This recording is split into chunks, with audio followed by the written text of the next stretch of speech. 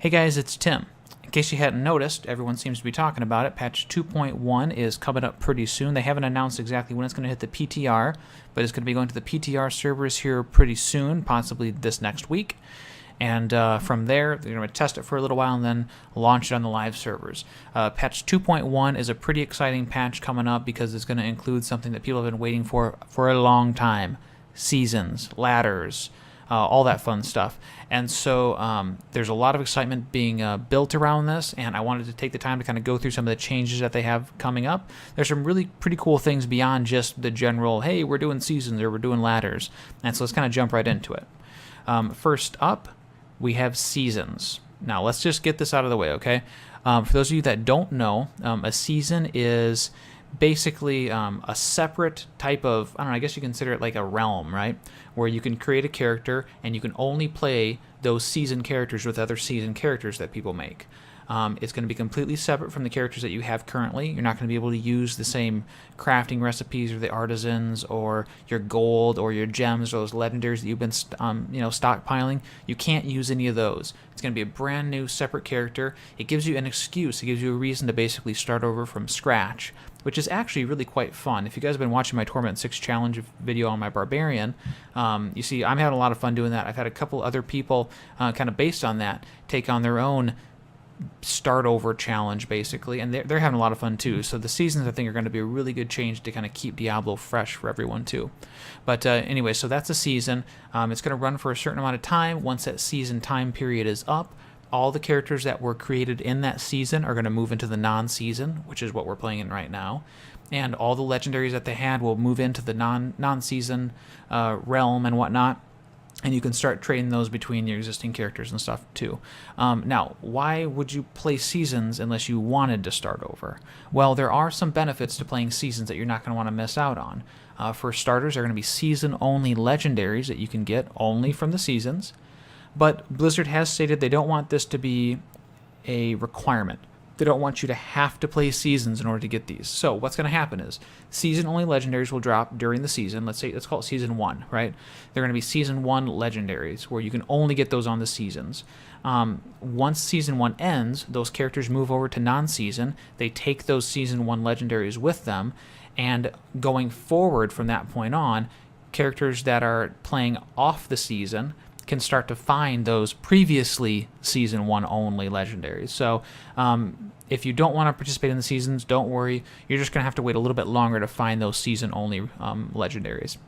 I would assume then in Season 2 they'll have a new set of Season only legendaries, which would make sense. But anyways, the other thing that they're adding to seasons to make it a little bit more fun is conquests and achievements.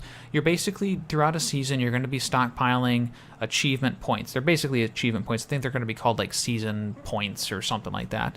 And one of the goals, one of the things that people are going to chase after is let's just see how high we can get our season points before the season ends. They're also adding other types of things like conquests. Conquests are kind of like, well, so you have achievements, and then you have feats of strength, and then you're also going to have conquests. Conquests are only going to be available for the first X number of people to achieve something. So say, for instance, one of the conquests is going to be Kill Malthael. Only like the first 1,000 people that kill Malthael during a season are going to get the conquest achievement for it. And so this conquest things are going to be like bragging rights. It's going to be like, hey, check this out. I was one of the first, 1,000 people to kill Malthael. I got this conquest achievement, and it's going to contribute to your season point total too. So you kind of give some people something more to chase after. But if you're not really interested in the whole conquest or being the first to achieve something, it doesn't sound like there's going to be any certain reward necessarily, beyond bragging rights for it, which are important to some people, not important to other people. So, the next up, a really exciting thing that's coming up here is Greater Rifts. These are previously called Tiered Rifts. And if you have not been paying attention to how they're going to work, let me do a quick run through, okay? You're going to be doing like a normal rift, and you're going to get to the Rift Guardian. When you kill the Rift Guardian, there's going to be a chance that Rift Guardian will drop a Greater Rift key. With the Greater Rift key, you're going to be able to open up a portal to like a Greater Rift. You're going to go in there. Now, the Greater Rift, monsters don't drop loot, except for the final Rift Guardian. and the Greater Rift is timed, okay? So you're going to go through it as fast as you can, get the Rift Guardian killing as fast as you can. If you do it within a certain time frame, you're going to get the ability to go on to the next level of the Greater Rift. And so your goal is to get down as deep as you can in that Greater Rift for a couple different reasons. The first one, just bragging rights. There are going to be leaderboards. There's going to be rankings of, here's the Demon Hunter that got the furthest in solo Greater Rifts. They got down to Greater Rift level 47 or something like that, right? And the rest of your clan mates are like, oh man, you got to 47, I only got to like 23. I don't know. So there's that part of it, but there's something else to Greater Rifts too. You're going to be able to get a special legendary gem from doing Greater Rifts. These gems are only going to be working, at this point in time, they're only going to be working in rings and amulets. And doing more Greater Rifts and going further and further in Greater Rifts is going to increase the chance that they'll upgrade. These gems are going to be upgradable gems, something we haven't seen before, so I'm not exactly sure how it's going to work out. But they're going to be upgradable gems that give some special bonus, some really cool feature, and you can only socket them in rings and amulets. So doing Greater Rifts, number one, you get a bunch of loot from the Greater Rift Guardian. And number two, you get these legendary gems that you can upgrade. Apparently, what Blizzard has said is infinitely upgradable. So you can upgrade them, well, infinitely. So it'll be interesting. Nothing like this has been done, I don't think, in Diablo, certainly not Diablo 3. And so it's going to be really interesting to see how they roll this out and really how it kind of works. But it's going to give basically everyone a reason to do Greater Rifts, not just for the race. So, it is important, I think, that Blizzard incorporates these things in a way that gives the really serious, competitive people a reason to do them. They want to be able to compete against other people, their friends, their clan mates, or just the community. But in addition to that, they need to make sure that it's actually fun for people who don't really care about that competition. They just want to do it for the loot. They want to do it for fun. And so these legendary gems are going to be relevant then both to the competitive people and then the people who also don't care so much about the leaderboards and whatnot. So, all right, those are Greater Rifts. Finally coming. A quick change on Rifts as well, including Greater Rifts then too.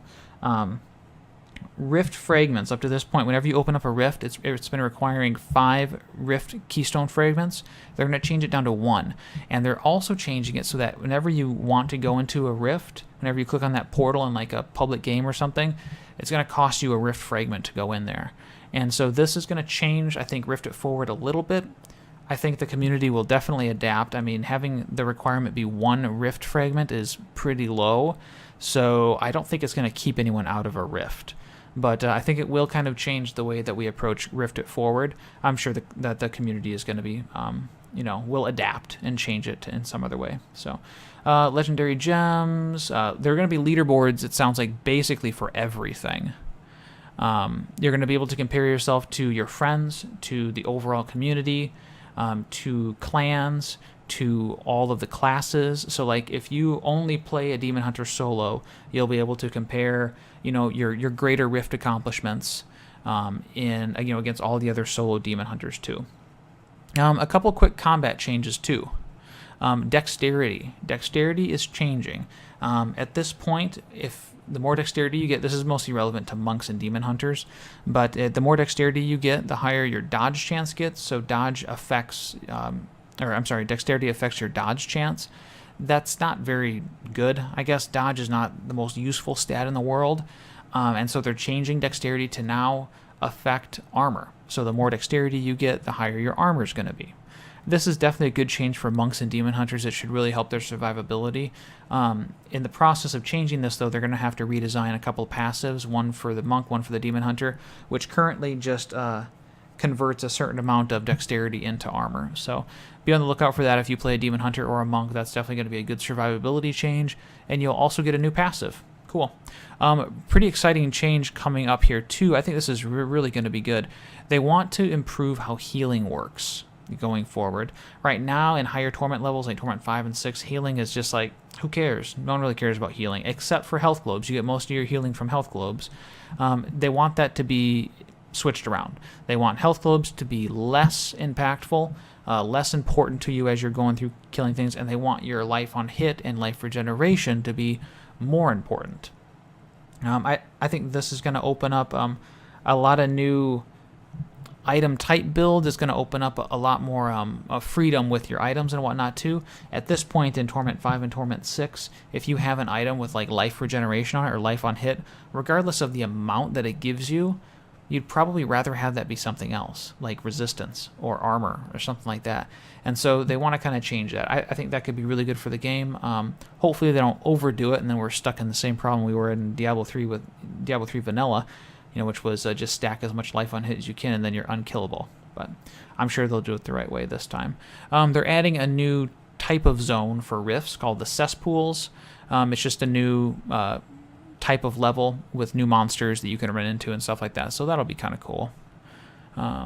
And that's actually everything. Not a whole lot of stuff yet. Oh, there is one thing I wanted to show you guys though too. Check this out right here. We may have additional treats on the horizon, but let's not get too greedy. You guys know what that is, right? You guys know what that is. Greed is going to be like a Rift Guardian boss, I betcha. This is just my theory. Greed is going to be like a Rift Guardian boss in like a Goblin Rift or something like that. That's going to be awesome. So hopefully I'm right and we get like a real true Goblin Rift with Greed as the Rift Guardian. But anyways, guys, let me know what you guys think about these changes. I have no doubt there's going to be more added to this list as 2.1 continues on. They have already noted down that the legendary gems are not going to be on the PTR once it launches here, but they will be added afterwards. So it sounds like we have a little bit of time before it's going to go live, number one. And number two, I definitely believe that there will probably be more changes on the horizon before 2.1 even comes out. So definitely stay tuned. Be sure that you hit like and subscribe and check for my future videos. And also stop by the stream at twitch.tv/IamTheMatrix as soon as you get a chance. Thanks for watching.